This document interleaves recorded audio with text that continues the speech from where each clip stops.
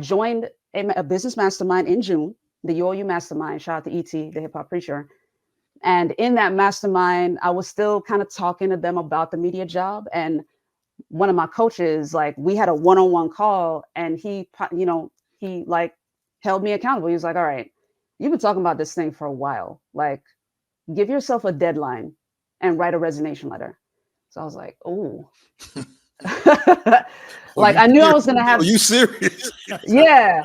Like, and I knew that conversation was coming, but I never gave myself a hard deadline for when it was going to happen. So it's accountability. If your coach tells you to do something, you follow the coach's instructions. So I chose 30 days. He was recommending 10. I chose 30. So I expressed that to the CEO, 30 days. And then as of December 1st, I had completely cut the cord, like completely. Little toughness. You got challenges that you're going to run across. Welcome to another episode of Elite Psyche. Okay, so welcome to another episode of Elite Psyche, the Mental Toughness Show. We interview different individuals who have, I think, had success in life or gone through some challenges. Because either way, if you had success or you're going through some challenges, you got to use that mental toughness. You got to have that elite psyche to actually push throughout life, because life is challenging at best. So for people who win or people who go through challenges, that's what we do. We talk about that here. We interview people here. We do all of that. So today I got a special guest again. And my special guest is Miss Mellisa Thomas. And I'm going to have her introduce herself in 1 second. But I want to also announce today, even though this is pre-recorded when it come out, but it's the day is 22nd, right? Or 23rd? 23rd. 23rd. Okay. Well, I missed it by a day. Yesterday was the anniversary of the first podcast show done for Elite Psyche 12 months ago. So now we got one solid year. Can I get the horn, Val? Okay. All right. There you go. So 12 months, 1 year. And I'm kind of proud of that because, it's something that I just started one day and grabbed the mic, turned the laptop on, asked Val to engineer this thing. And we've been running with it for 12 months now. And my partner up in Chicago, Terrence is the editor of the show. And he goes into detail on this stuff, man. Terrence want to make sure everything is right. Terrence he's like that. So I'm good it's good to have him on the team, and kind of proud of the work that we've done in the last 12 months. So, and I consider it an honor for you to be on today. So let me introduce Mellisa to the subscribers and to everybody else. Miss Mellisa Thomas, but no, I ain't gonna do it like that. I ain't gonna do it. I already prepared myself. Let me find my script here. So Mellisa Thomas is a book editor. She's a media personality. She's an author. She's a speaker. She's a great individual. So let's turn the mic on over to Miss Mellisa Thomas, and can we get a little horn? There we go. There we go. All right, so Mellisa, tell us about yourself and where you're from and all that kind of stuff and what you're doing now. Absolutely. So in a nutshell, I'm Mellisa Thomas, aka Mellisa T, the Procrastination Bully, for those who follow my podcast, the Getting the Win Show. I'm originally from Jamaica, the beautiful island of Jamaica. Came up to the US at 6 years old, and my parents had us moving up and down the eastern seaboard pretty often. But we ultimately landed in Florida. We've lived in Florida the longest as a family. We started in Brooklyn, in terms of our first place as a family unit in the United States. So shout out to Brooklyn. I served in the United States Navy for 5 years as a logistician. That's the long, fancy way of saying supply person. I was a storekeeper in the Navy. So learn logistics, learn customer service. I cut my teeth on customer service in the Navy. It was absolutely nerve-wracking. I was responsible for $10 million in aviation inventory while I was serving. And it was a heck of an experience. But once I left the military, my parents knew that I had a love for special effects in movies. And when they were transitioning from South Florida, they were looking for a place to live, like a next place to move to. And they learned about a school in Central Florida called Full Sail. Back then it was called Full Sail Real World Education, now known as Full Sail University. They literally chose where they were going to move to based on how close they were to that school, because they wanted me to have that school as an option when I left the Navy. Like, my parents are by far my strongest support system. So when I came back from the Navy, took a tour of the school, ended up enrolling there. So I have a bachelor's in film and a master's in entertainment business from that school. So that is what I entered into the world of business and writing with. Like, that was what I brought to the table. And so, on my website, I mentioned that I am a word nerd and storytelling is my thing. I live to work with words to help people clean up theirs. Not everybody, is blessed to have mastered the skill of grammar. Not everybody finds it exciting. Let's be real. It's not sexy. Um, Mhm. so, my parents, on the other hand, they raised my brother and me. Like, we came up in the Jamaican education system, which is modeled off of the British education system, which is a lot more accelerated compared to the US public education system. So I came up here at 6 and they saw the homework I had in first grade and they were like, nah, we're going to supplement that. So what they did with my brother and me is, I don't know if y'all remember the old school black and white marble composition books. You remember Mhm. those? Mhm. I got some. Right.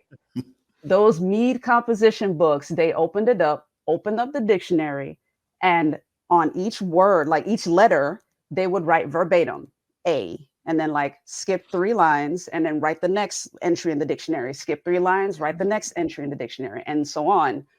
And the reason they gave us 3 lines was, here's the assignment. You write the definition verbatim on the first line. On the second line, you paraphrase it, write the definition in your own interpretation.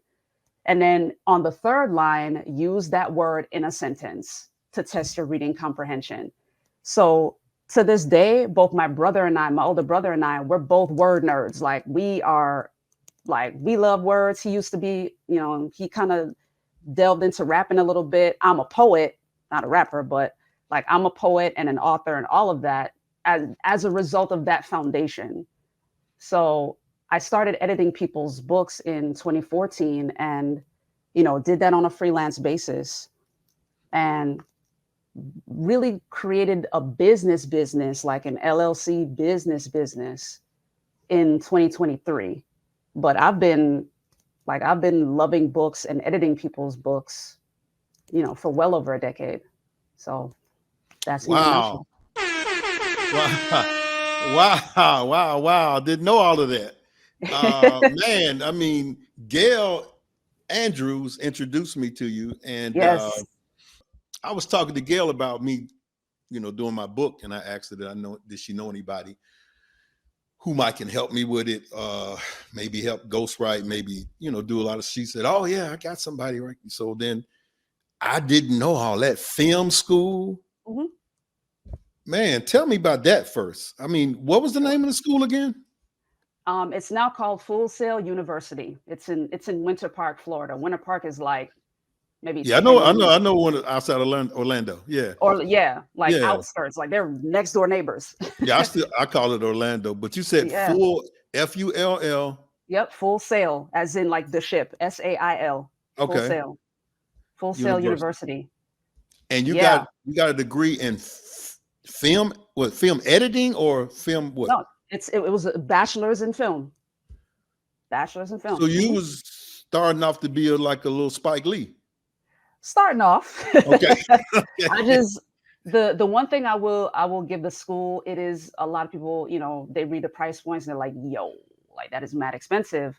One thing I will give the school is that it's an accelerated curriculum, and the way they set up the courses in film is hmm that each month in the curriculum, or 2 months depending on the course, you're focusing on each individual discipline in the film industry so that by the time you graduate, you have a very clear picture of what you want to do in the industry.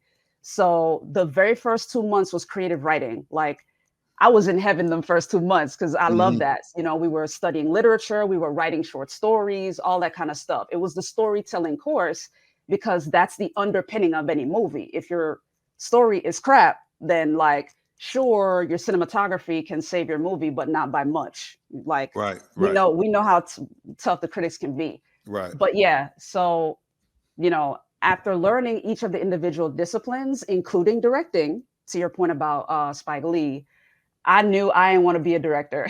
Okay, okay, okay, I was okay. clear that I would prefer to be a screenwriter. I Really? much prefer writing, and we learned everything. Makeup for film. We learned cinematography in terms of lighting. I have a ring light in front of me. We learned lighting. We learned even the technical aspects of lighting. A lot of people, like when we're watching the movies, we take that sort of thing for granted because the movie looks beautiful. Or if it doesn't, we notice when it doesn't. Right, right. But even from the technical things in terms of voltage, like we're taught to calculate that because there are crew hands on the set. They're called best boys. Like the best boy is the one responsible for keeping track of all the voltage on a set. Whoever's plugging in whatever light, whatever size light, whatever how much ever power is being pulled, that's a discipline. That is a whole job. So Mhm. even that, like we were taught all of that. So Wow. we were taught lighting, cinematography. We learned the lenses. We learned the difference between how a movie looks on 16 millimeter film, how it looks on 35 millimeter, how it looks on DV back in the day. Right, DV ain't right, really right, a thing anymore. right, We're right, now right, dealing with HDV. right, right. So this was back in 2007, going into 2008 when I pursued that film degree. So we were just entering into the high definition age. Like it was Mhm. just becoming mainstream, and like we were just then hearing about 1K and 2K cameras. At this point, we're at 4K and 5K, like commonplace, right? Is that Back on that's then, on the cell phone too, right? What's the cell phone? exactly. There's Right, cell phones that shoot 1K and 2K right, now. right. So yeah, like technology advances very quickly. And that was part of, in my opinion, the appeal for that degree program. Very expensive, but worth it because they had access to the latest technology while you're there as a student and you got to play with it. You know what I mean? It wasn't something that was exclusive to the instructors or anything like that. And the other thing I appreciated about the school is that our instructors, our Mhm. course directors were still in the industry. So it's not like they Wow. were Reading from a book. Yeah, I partially got you. Yeah, there. yeah, yeah. Yeah, they weren't Well, partially there. it's great that some of them are in the industry because you go through college, you go to the business classes, those professors never even had a business. They That just part, reading out the book. You know what I'm saying? that part. They're So great teaching to even have, what you teaching all their had.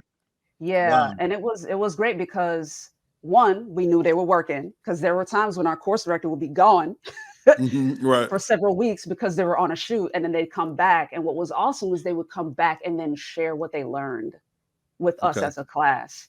So they might have been shooting a music video or shooting a movie or a documentary or something, and they would come back and bring those stories back. Like, here's what the industry is moving to now. Like, here's what I was able to use on this set, and we learned all of that. So it was a great Hmm. experience.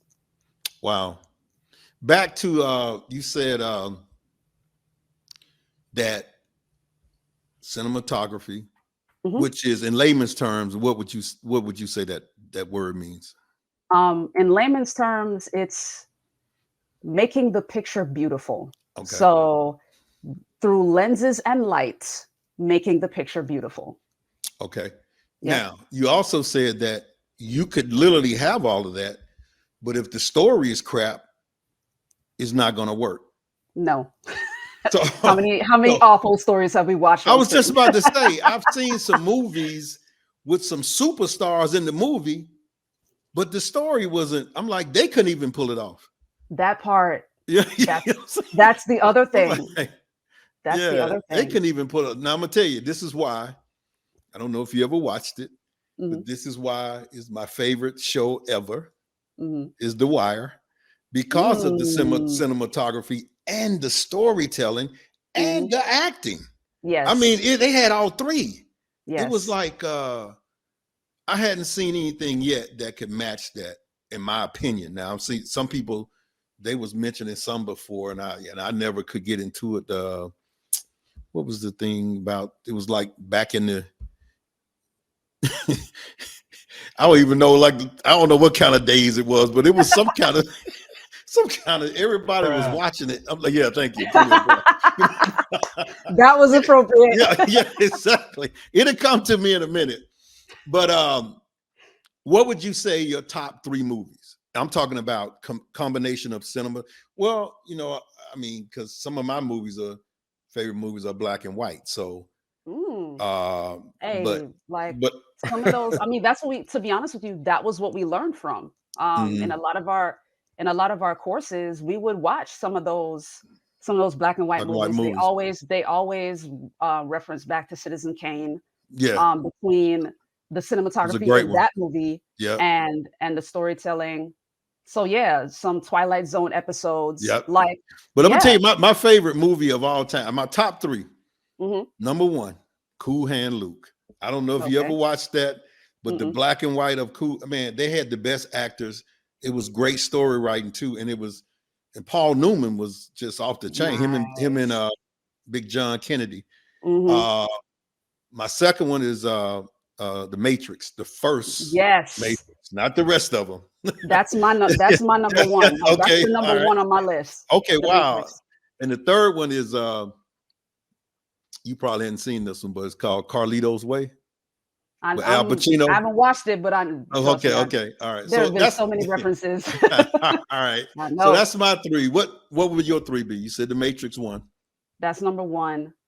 Number two for me, and this is tough because I watch so many Okay, movies. movies. I got you. um, One of them is actually a Disney movie. I'll put this at number three, but Atlantis. It's very underrated.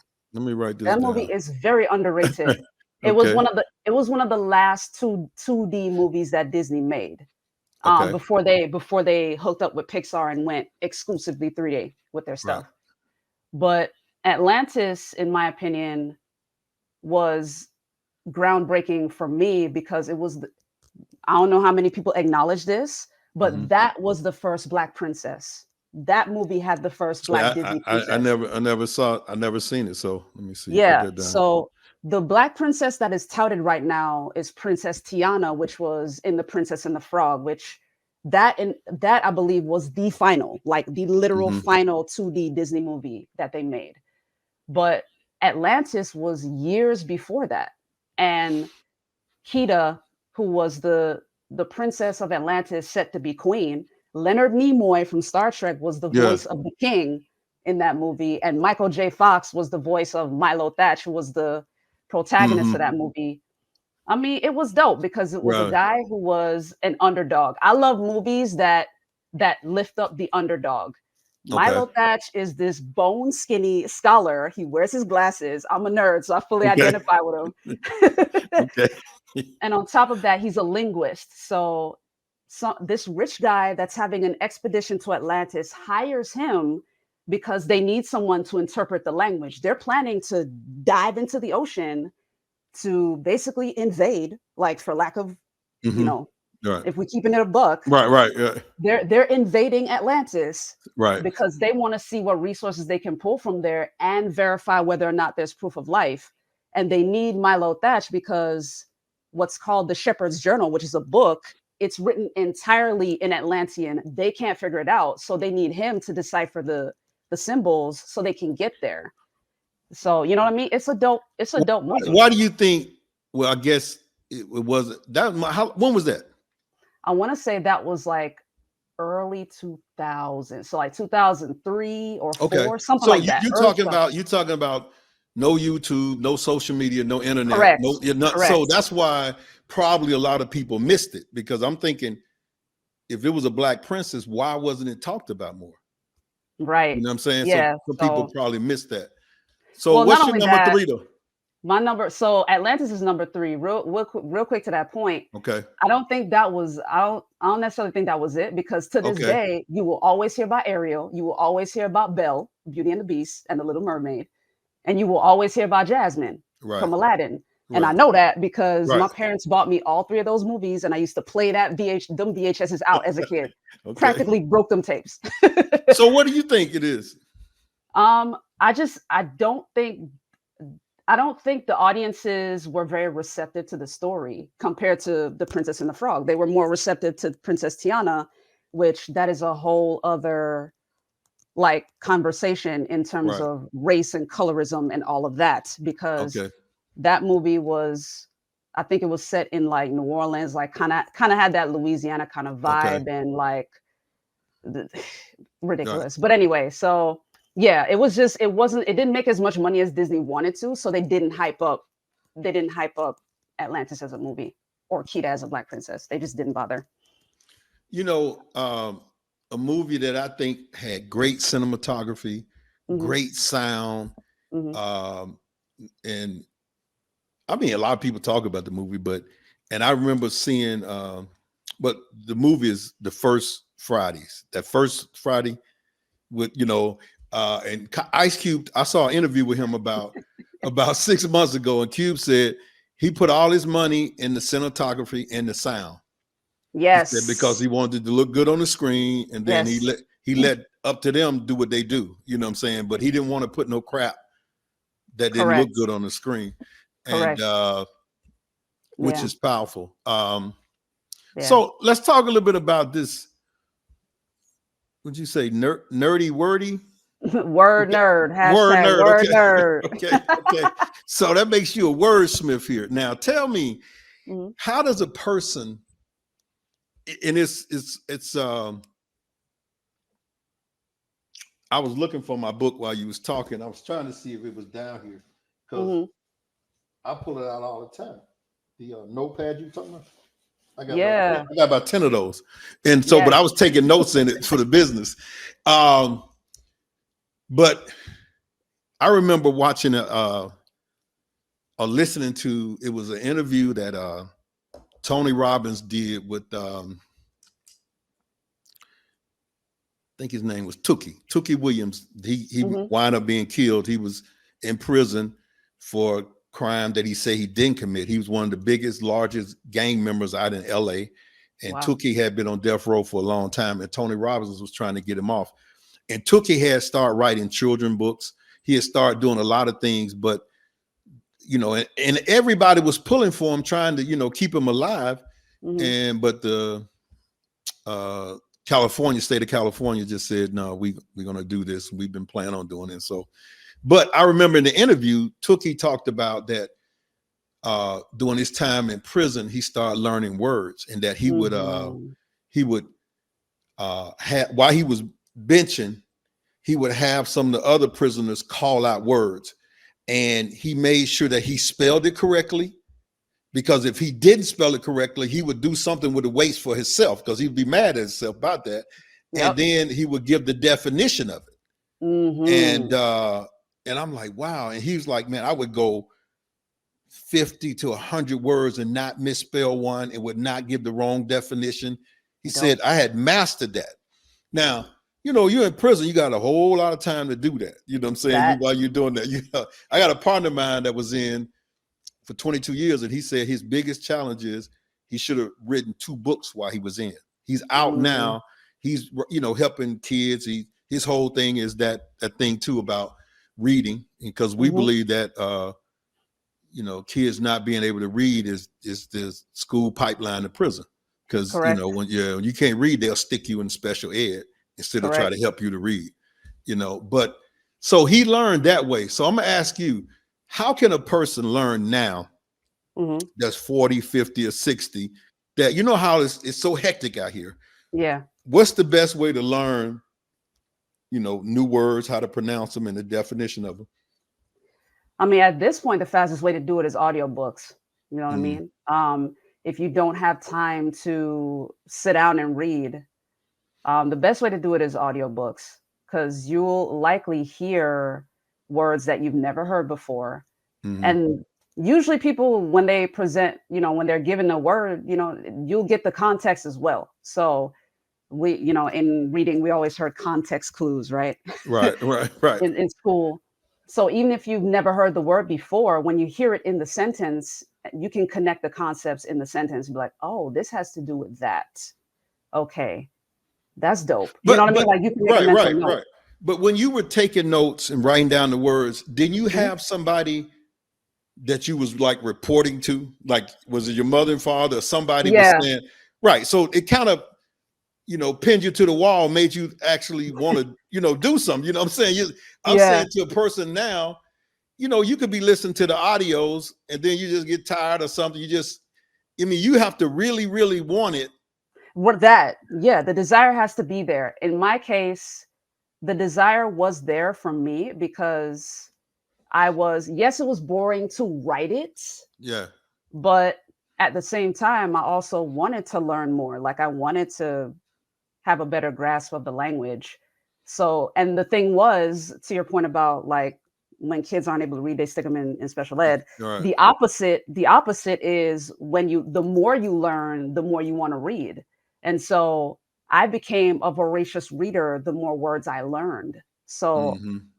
I was that kid that I would go to the library. I don't know if you remember back in the 90s when Pizza Hut used to have this program where like if you read 5 books or whatever Yeah. and you got the stickers, you Right. could go to Right. Pizza Hut and get a free Right. pizza. Right. I I remember used to that. do stuff like that. So I would go to the library with a mountain, check out a mountain of books, about like 10 of them, and be done in a week and turn all of them back in, like fully read. Okay. So So so for you wasn't getting the what was those ones with the music 10 cassettes and the CDs for $1.99? What was that Columbia thing? House, Yeah, Columbia House. I think I No, still my owe brother them did right now.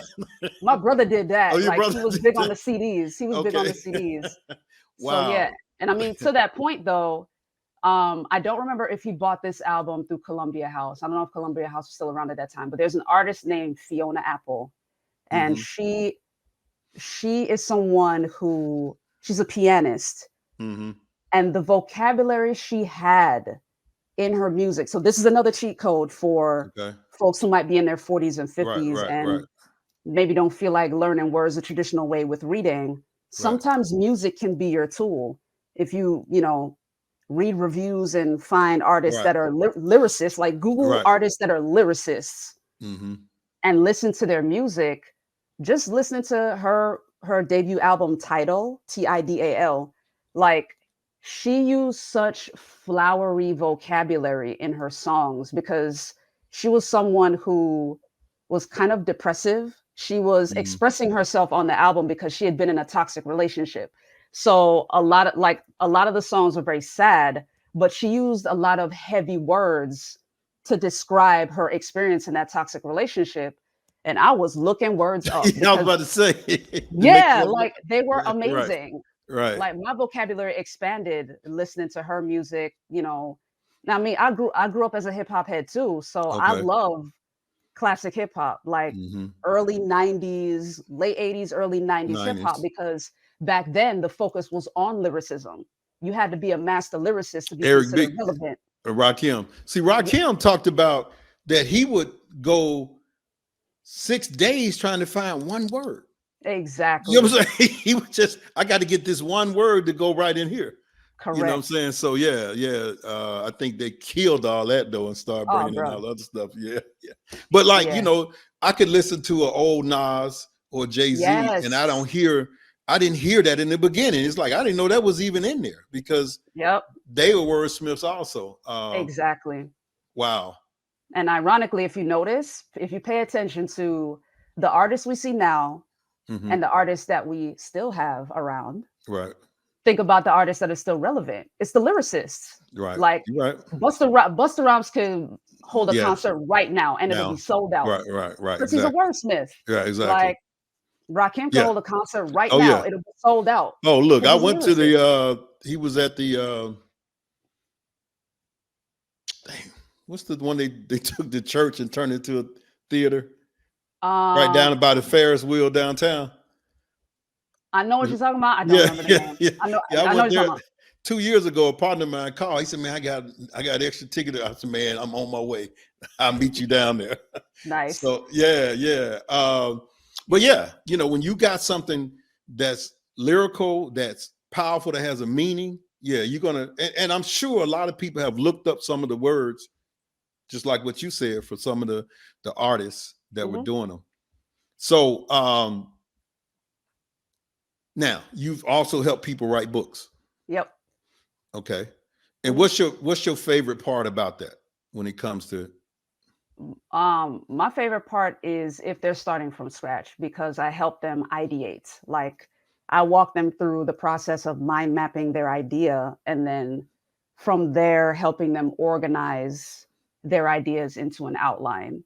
Mhm. So like walking them through that process and seeing that light bulb come on for Yeah, them, yeah. that's pretty gratifying. And then in terms of the editing part, like just presenting them a clean book at the end. You know what I mean? I got you. Because they finally see the complete thing. They're like, "Oh, like I just wrote a book. Like this is Right, actually my book." You know what I mean? right, So yeah. right. Tell me one of your favorite books that I guess is out in our culture, besides Terry McMillan. But I'm just saying anything, anything else. Right. Yeah. Ironically, I wasn't even big Thinking of. into black Okay, authors like that, okay, which which is interesting. I don't know how I missed that wave, probably because I was in the Navy at the time, but like okay. Eric Jerome Dickey, Terry Hmm. McMillan, Yeah, all of them, like I never really right. got into them. Okay, okay, I don't even remember the author of these books, but I was a big mystery person. My mom put okay, me on to as a teen. My mom put me on to the Hardy Boys and Nancy Drew. So okay, I was a big mystery person. So okay, I can't speak to black culture, but my favorite author growing up was John Grisham because okay. he's a former attorney. So the majority of his books were mysteries. So the client, that was the first John Grisham book I'd ever read, and then the Pelican Brief, you Oh know, yeah, I love the all of those movie. Yeah, books. I'm saying, yeah. Yeah, like Now, I was a big John Grisham. was the movie even close to what the book? I mean, what was the difference? Did you see the movie? Which one? Because The one with I didn't watch Denzel. Pelican. I think that one was a Pelican Brief, so I didn't get a chance to watch that one. Okay, okay, The movie I watched was The Client. So I'd read the okay. book first and then watched the movie, and that movie was a pretty good adaptation. That one was a Really? pretty good adaptation. Yeah. I think Wow. was that Susan Sarandon? I think that one had Susan Sarandon in it as the attorney. Okay. And then the little kid who was John I forget the last name right now, but Terminator, the little kid that was in Terminator, Hmm. he was the kid in The Client too. So like, Okay. yeah, but yeah, Okay. interesting stories. Yeah. Yeah. What's your favorite personal development book?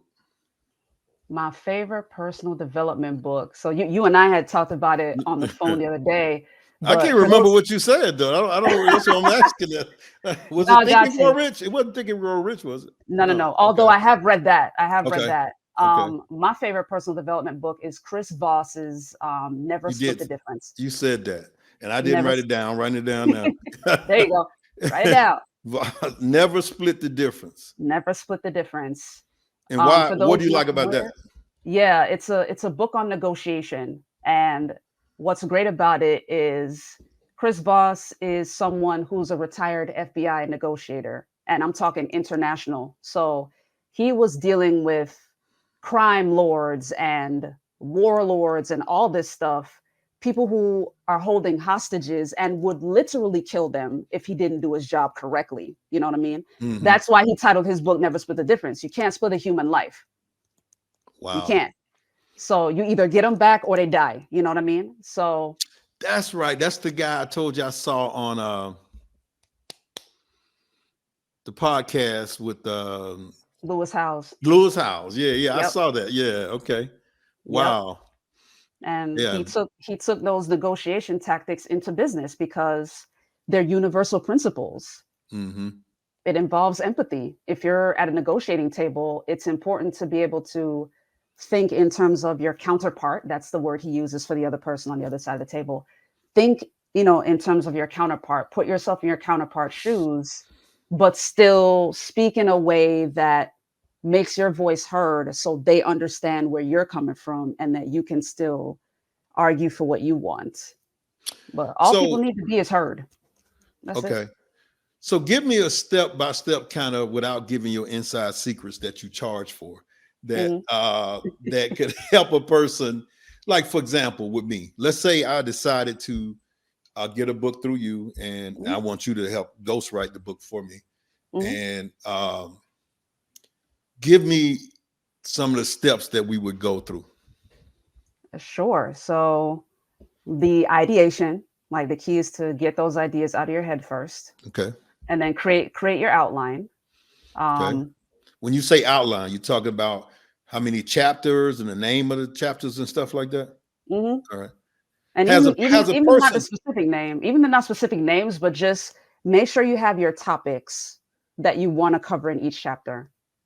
has a person you've dealt with ever come up with the title of the book after everything is done instead of initially? Yeah, like that Okay. process can go either way. That Okay. process can And go I'm either way. sure some people have changed the title too Yeah, after. Yeah. yeah, and Okay. that's why the ideation is important. That way, you're not necessarily wasting time on a title that you're going to end up changing because when you map all your ideas out, you can then draw your title from those ideas. Whatever that main thesis is going to be, then you can formulate your title. Right. Yeah. I said to you on the phone too that I know a lot of guys who've come out with books and ladies and everybody that like in my um, I would say in the last 15 years that's been in my industry. And I Hmm. know that some of them came out with books Hmm. probably to just for speaking, because it's good if you're a speaker, you got a book, right? Yep. I really didn't. I mean, I read them, but I'm like, God, this is not. And so I would rather have somebody who could really help me, Hmm. get through that process, because I know what I want to say, but Yep. it's a difference than putting it on paper that way. And I see people like it seems like they just got a bunch of crap that they just threw out and they just Dump put it out. Yeah. And I'm like, no, no, no. And they might get speaking events because they have a book, but is somebody going to read it? that part. Yeah, That that's part. the And thing. there are a lot of things to consider with that. So to your previous question Mhm. about the process, once you're clear on the outline, obviously, then you get into the content. But then the next thing is, doing your research on Mhm. your market. You know what I mean? And really, the market research can go either before or after the content. It can go before ideation because there's a gentleman I follow named Dr. Myron Golden, and he's Mhm. like, any content you make, don't put out content you want. Like, find out what the market wants and put that stuff out because then people will buy that Right. because you're speaking to what they want. You know what I mean? Right. That will prevent, right, and that will prevent you from putting out crap books. You know what I mean? You know what I mean? I mean, some of the books make me think that they didn't even read them. I'm like to myself, how do you That expect somebody? part. Yeah, right. How do you That expect somebody part. to read this? So, Exactly. so do you? See, here's one of the things I have. I got Mhm, so things in my head, so many stories, so mhm, many things that I've lived a I don't know, fruitful, crazy type mhm, life. And some things I just forgot about. Do mhm. you have a way of drumming up that and getting people to start thinking about things that, or do you do that? Because that's when you're doing ghostwriting, because that's something that I've had people talk to me and I'm like, oh, I forgot all about that. Oh, I forgot all Mhm. about that. I would hate to have a book that I really didn't put some things in there that I want, because I just, as I get younger, More yeah, seasoned, yeah, more more seasons. seasoned. Right, right, right. It's like, dang, I really wish I had done what is that you do every day? When you document everything you did for the day. Oh, like writing out the schedule, that kind of No, no, thing. no, no. I'm talking about as a kid growing up. You know how you Oh, like kept. the definitions. No, Yeah, no, no, no. You kept a journal. I wish I journal, had been journaling journaling. for 30 years. Like every day I come in and write down some of the stuff that I went through. So then I could go back and really, but Hmm. I don't know. Do you journal? Did you do that as a kid? No, not as a Okay. kid. I didn't get into journaling until I was an adult. Okay. And even then, it wasn't daily, but I do. Yeah, I do it Okay. though. Hmm. Okay. Yeah. So All to right. your question about pulling Okay. stuff out of people, Mhm. the other thing I didn't mention in like when I was introducing myself, I have 9 years of news media experience, so I'm used to interviewing people. I can hear it So in your like, voice. Yeah, you have that thank that you. voice. Okay. Yeah. So yeah, I'm used to asking questions. Okay. So especially as a nerd and like someone who likes to experiment with stuff. So yeah, I ask Now, all now, questions. did they help create that voice, or you just already had it? No, the news media definitely helped create it. That Okay. is for sure. Like that experience was by far my toughest 9 years, but becoming a more effective communicator, like that Hmm. is my number one gem from Right. out of that whole experience. Right. That was Wow. Was it yeah. anything that you learned or they taught you, a class that you took that you really can think back on and say, wow, I don't think nobody else has done this, or people need to take this type class? For me, it wasn't a core. It was School of Hard Knocks, bro. Like I, Okay. I teamed up with the founder of a publication called Florida National News, and at the time, it was brand new. He launched it October 2014. He brought me on in 2015, and from there, we built it from a team of 3 content creators to a team of 33. So in 9 years. Hmm. So all of what I learned on the job. He and I would we were covering everything because he and I were doing it full time. The others were contributors. They would Hmm. cover things as they were available. But we were covering stuff full time, and I was covering everything: politics, sports, business, entertainment, whatever. So learning how to hold a mic in an elected official's face and coming up with questions in 2 seconds, that built up the muscle for how to ask Hmm. people questions and how to pull context clues from their press conferences. You know what I mean? Because you Hmm. didn't always have time to write questions down before you got the chance to talk to them. They would be expressing their views, whatever they're saying during a press conference, and it's from that you become a more effective listener because you're Hmm.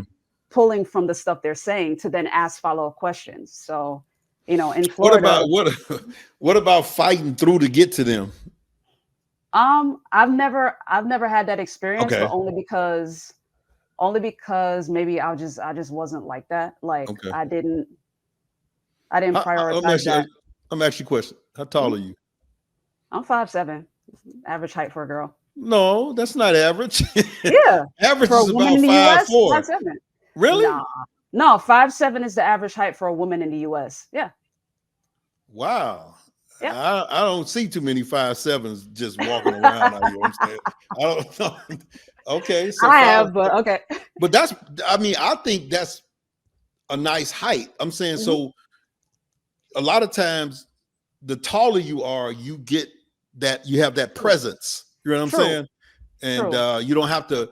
Shorter people have to fight more, to Correct. try to be heard. So yeah, Correct. you have that And I presence. mean, and the advantage I had, and this was why Florida National News was formed in the first place, it's Black owned, okay? Mhm. And y'all are seeing short hair right now, but I was the brand and I had a big afro. The Oh afro wow. was the brand. So Okay. anytime, anywhere in Florida that we were, if they saw the The afro Afro, and a yeah, microphone, they knew they who knew it it was was. Florida I got National you. News. It's like, Yeah. okay, let me answer your Wow. question. Yeah. So what happened? Why did you stop? Yeah, so in terms of that experience, it became very stressful for me, and Mhm. it started to affect my health, Okay. emotionally and physically. So Okay. I fell into depression twice. I Wow. developed allergies. I developed adult onset asthma. Like there were a lot of physical manifestations of my stress, and I was like, you know what, like I've hit a wall. Like, You know it's what? Do time me to a move on. favor if you can. Mhm. Give me a tad of when you say you fell into depression, what was Mhm. that kind of like? Because I don't know if I'm going through depression or not sometimes. I'm just thinking that's just life. I'm just like, I'm going through, you know, how your mother used to say, well, you need Jesus or just go to That church. You know that what I'm part, saying? that How do you part. know? I mean, what was the symptoms What's like? what's interesting is I didn't. It was folks around me that saw that I was different. Okay. So they saw that my energy levels were lower. And at the time, like I was with my parents. So my mom was starting to notice that my blinds were staying shut.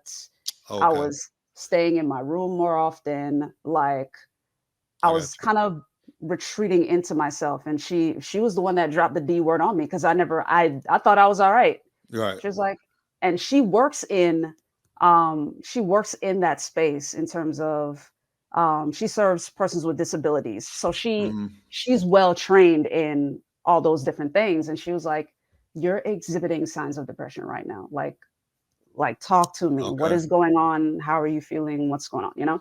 Right. So yeah, that was how I came to understand that that was what was going on. I'd become emotionally numb. Wow. That's what. So to your question about how do you know, the way that I would tell anybody is once you become emotionally numb, like you stop feeling altogether, and Mhm. then even more noticeably, you start to become disconnected from your body. Like Wow. when you no longer feel your feelings, when you no longer recognize the signs of stress, Mhm. that's when you know you're in depression. Wow. Mhm. I'm sure there's a number of people out here that's always say, you know, not on the depression end, but I think there's a lot of folks walking around out here undiagnosed. That's Yes. kind of crazy, but Yes. I'm sure the depression could be one of them too. You know, I just think a Yes. lot of crazy people need to be diagnosed. Drop the bruh. Like I'm saying, wow. All right, so then you know you moved to so that was before 2014. 2014 is when you started with uh Well, Go Getter, Go Getter. well, no, 2014 was when I got into the news media thing. So Oh, okay. 2023, I moved from Florida to Atlanta. Um, and actually, this was God dangling the carrot because initially I was moving to Atlanta for the opportunity to work at Tyler Perry Studios because a family friend, I call him Big Bro, is my older brother's best friend. He works for Tyler Perry Studios and had a connection there that would have Hmm. potentially helped me get hired there. So I moved to Atlanta for that. And as it turns out, the timing, man, I moved in April, and in Hmm. May the writer's strike happened. Oh, wow. so Wow. so Yeah. yeah, production kind of hit the brakes a little bit, and I can't necessarily say it hit the brakes for Tyler Perry Studios because Tyler's pretty open. Like he hires union and non-union actors. So he might have been able to get his stuff done, but what I very clearly heard God say to me was use this time that I've given you to do what I asked you to do. So back in 2017, he told me that my target audience was going to be procrastinators. Like I was already helping people get their books done, but he was like, I want you to target procrastinators. I said, okay, why? He said, because you speak their language. You've been a procrastinator your whole life. You speak the language, you know their pain points. Talk to them. At the time I was way too busy though. Like the news job took up practically 95% of my life, which is why he had to pick me up and move me out of Florida so I could stop doing that. You know what I mean? So Mm. I was still kind of doing it from a distance when I moved to Atlanta. So I joined a business mastermind in June, the UOU mastermind. Shout out to ET, the hip hop preacher. And in that mastermind, I was still kind of talking to them about the media job. And one of my coaches, like we had a one-on-one call, and he like held me accountable. He was like, all right, you've been talking about this thing for a while. Like give yourself a deadline and write a resignation letter. So I was like, oh, like I knew I was going to Are have, you serious? yeah, like, and I knew that conversation was coming, but I never gave myself a hard deadline for when it was going to happen. So it's accountability. You know, if your coach tells you to do something, you follow the coach's instructions. So I chose 30 days. He was recommending 10. I chose 30. So I expressed that to the CEO, 30 days. And then as of December 1st, I had completely cut the cord, like completely. So in the mastermind in June, I launched my official LLC, which is Thomas Creative Solutions. And then in October, I launched the podcast, the Getting the Win Show. So that's where y'all see the, you know, the hashtag get on Get that. on that. Okay. And then Yeah. like the goal getter stuff behind me. I'm like the StreamYard camera is always backwards. But yeah, like all of that is part of the Getting the Win brand, which it's all about messages of being proactive, you know, taking procrastination head on and breaking it down, you know what I mean? Because sometimes it can get very procedural and like tactic heavy. But the truth of the matter is beating procrastination takes emotional intelligence, because procrastination is not about time management. It's about emotional management. So before you mention Eric Thomas, I was just about to mention Eric Thomas because he also says that, you know, how did he say it? He says no such thing as the procrastinator. It's just that they don't have a dream and a goal. Remember he says that? He said the person who has a dream and a goal, they won't be procrastinating. But if you don't have anything, then you're going to wind up sitting around doing anything. So is that kind of your thought process also?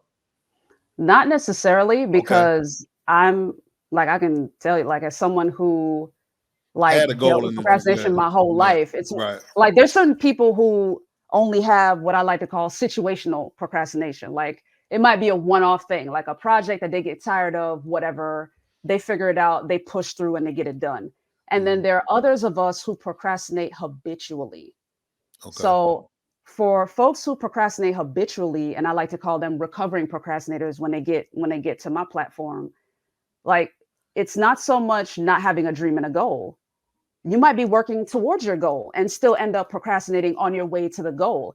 Procrastination has the cousin of distraction. So it's not that, you know, you don't have a dream and a goal.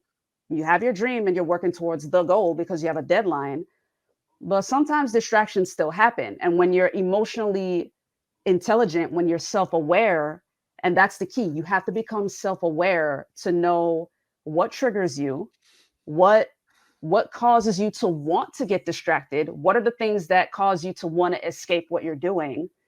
Like, is it something on your phone? Is it, you know, imposter syndrome? You don't believe you can get it done because you don't believe in yourself? Is it a thing where, and this is a procrastination style, Tony, like it's called like what they call it, the crisis maker. So like the crisis maker is somebody who intentionally procrastinates because they like the thrill of working at the last minute. They create a problem because they live for making solutions. So you know what I mean? Like there are different behavior types as it relates to that kind of thing. So yeah, it's not always about just having the dream and the goal. That is highly important. You have to start with that. But then self-awareness and having that emotional intelligence is also important. One of my things is I always believe, well, not always, but my belief is that 80 to 90% of people have no self-awareness. They don't they really don't. You know, I talk about this a lot that, and I've been giving this example for 100 years. Let's say that, the goal for you to win whatever you're trying to do is in Atlanta. All right. Some people are in Greenville, South Carolina, which is a couple of hours outside Atlanta. Some people are in DC. Some people are, I'm talking about mindset wise to get to that goal. Right. Some people are in Africa. Some people are in, you know, I don't know, Russia. But what's crazy is a lot of people who are in Russia think they're in Greenville. They think that their self-awareness thinks that that's all. I'm there. I need to just. No, you got a lot of work to do. You're not that close to getting to the goal. You're That really part. not. Yeah, I'm saying you're really not. But Mhm. somehow we believe that that this is all I have to do, and this is no. It's a lot of work that you have to do to get to that goal, and I see that all the time. And like in some of my businesses, when people came on board, I'm like, I would ask them questions. I'm like, you really think that's going to happen in 30 days or 90 days? Or, I mean, you really think that's going to happen? And they say, yeah. I said, and those people wind up disappearing. You don't see them Uh-huh. again, saying, but that self-awareness thing is powerful. Do you, like, when you're talking to people, Mhm. do you kind of discuss that? Yeah, and Okay. it's easy to gauge where they are in terms of that self-awareness. So I can give you the number. Like, you were actually very close. There was a Uh-huh. Harvard study that was done, and it's 85%. So you Percent. were close. Wow. Yeah. 85% of people have no self-awareness. Awareness. Right. They Wow. don't. And on another level, in terms of like Man, doing you that know deep what? work. My T Flim study was close. Yeah. I was close to the Harvard study. Okay, go ahead. Yeah. And then another, I follow a gentleman named Tim Ross, and he shared um, only 1% of the world's population does their soul work in terms of like getting therapy or anything, like any kind of like inner work to learn themselves. Only 1% out of 8 billion people. That's not a lot. Like, Wow. you know what I'm saying? Yeah. So, and then one of the statistics I share all the time Wait, when I hold on. present. What's up? 1% out of 8 billion does self work on themselves. 1% out of 8 billion. So I want to say that was 80 million people. God. That's And not they even will, that's but not even the US population. That's like right. 3 states. And with the lack of self awareness, they will probably argue with you about that and say, no, That part. wow. That part. Some people can Wow. be sincere, but they're sincerely wrong sometimes, you know what I mean? But the other statistic I like to share in my workshops is we also have a major self-esteem problem. Oh, yeah. Another Talk about another that too. 85%. Yes, yes, yes. I talk And about this that is a also. global study. This is a global study. 85% of teenagers and adults, not just adults, not just teens, teens and adults across the world, 85% of them have low self-esteem. Self esteem. Right. And the thing If is, you, go ahead. and I was gonna say and this was the reason God called me into helping procrastinators get their stuff done, because procrastinating feeds into that low confidence. When you don't keep the promises you make to yourself, you then end up loathing yourself. You know what I mean? Because Wow. you know for a fact that you're not really gonna do what you say you're gonna do, and you understand that people get impatient by that. So you end up Mm-hmm. having shallow or weak relationships, or you have scarce relationships because people already know that you're not quite congruent. And Right. so the key is to become more self-aware and learn how to successfully manage your emotions, learn to become the leader of yourself so that you can get more done. And the key is, of course, accountability too. Like, you've got to have accountability to get it done. Wow. I was going to say this before we said earlier, but before Hmm. we wrap up, let me say this. Hmm. My favorite writer Hmm. and my favorite person to inspire me, and people probably won't believe this, but because when you hear him talk, he's not bouncing off the wall. Hmm. He's not running around in circles. He's not firing you up. He's not doing any of that. Hmm. But if I listen to him, which I've been listening to lately, a lot of his stuff, because he's been on a lot of podcasts lately. And his name is Robert Greene. Yes. Oh God, Yes. Robert Greene 48 used to laws be of nuts. power. Yes, If I'm not mistaken, that's up man, there. Right there. right up there, yeah. And he did the 50 law with 50 Cent. Yes. This guy put out nuggets. I mean, if you Oh, just absolutely. listen to him, This guy puts out nuggets, man. Every time I finish watching him, I'm inspired. I'm inspired because he said something that remind me of what's going on with me, and then I'll go, start working on that. So, Yes. man, Robert Greene is powerful. So I just wanted to say that before. But let's wrap it up. I want you to have the last 3 minutes, whatever you want to say to our audience. Tell them about what you do, why they should do it, or whatever. The All that camera's stuff. yours. Yeah. All that good stuff. Thank you. Yeah. So if procrastination is something you're struggling with, by all means, come on over to my playground, the Getting the Win show. You can find it at Getting the Win on YouTube, or you can follow me on Instagram, Pinterest, and Threads at Getting the Win show on those platforms.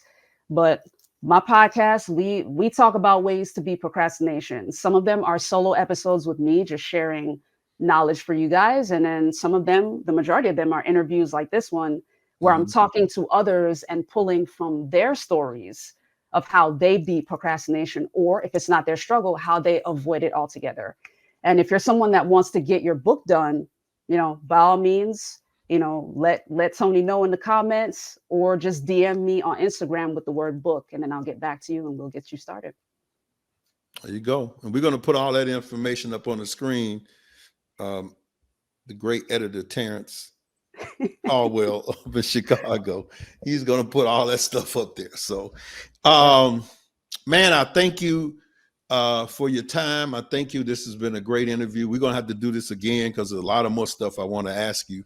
Sure. And just for people to know, I'm about to go over to Melissa's podcast and she's going to interview me.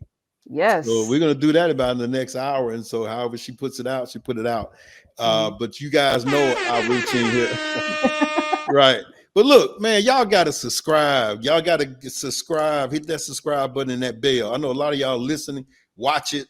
I don't know if we put all this on Spotify too. We might be, but we got like 300-400 things on Spotify. But Nice. On YouTube, we need you to subscribe, comment. Hit the bell. There's a lot of people just be liking and stuff. Say something. Say something. Yeah, say boo. Something on there. Do something in the comment section and talk about this though. But literally ask questions in this comment section, and I will get it to Melissa or whatever. Just man, this is a powerful interview, and you should have some questions from there. So again, appreciate your time. We're gonna end the day. This has been another episode of Elite Psyche, the Mental Toughness Show, and we'll see you guys on the next turn. Peace. Make sure that you like and subscribe and hit the all button and all that kind of stuff, because we're going to have a lot of good interviews on this podcast.